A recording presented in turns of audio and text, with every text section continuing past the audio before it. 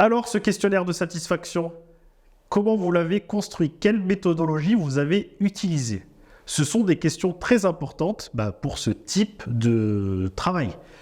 Les questionnaires de satisfaction, je pense que vous en avez tous remplis et vous allez continuer à en remplir. C'est normal, c'est la norme et c'est ce qui va permettre d'avoir une vision sur un produit, sur un service et là, en l'occurrence, sur une formation. Il est important de concerner votre public. Il est important d'avoir des retours sur la qualité de votre travail. Souvenez-vous, lors de votre passage d'examen, vous allez préparer ce qu'on appelle une APP, une analyse de pratique professionnelle.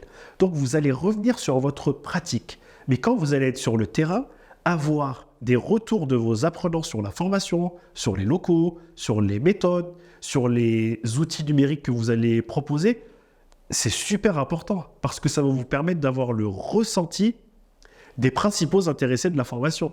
C'est très bien d'avoir l'avis du financeur, c'est même primordial parce que c'est le nerf de la guerre, l'argent, mais avoir un retour des gens qui ont participé à la formation, c'est super.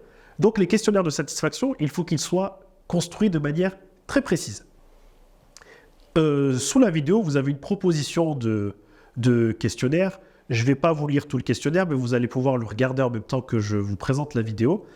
Et pour l'utilisation de logiciels, je vous recommande vivement l'utilisation de Google Forms. Google Forms, ça fait partie de la suite Google, comme Google Sheets, Google Docs, etc. qu'on a vu pendant la formation. Cet outil de Google Forms, il va vous permettre non seulement de partager rapidement votre enquête de satisfaction, mais surtout d'avoir un retour précis et des données statistiques. C'est l'avantage de Google. Ça va être très pertinent et vous allez pouvoir réunir toutes les informations et avoir une base de données rangée au même endroit sur votre drive. C'est pas génial? Bien sûr que si, ça l'est.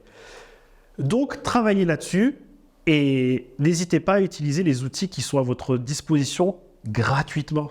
Ne vous faites pas avoir sur Internet en allant payer des solutions que vous pouvez avoir gratuitement, notamment par Google.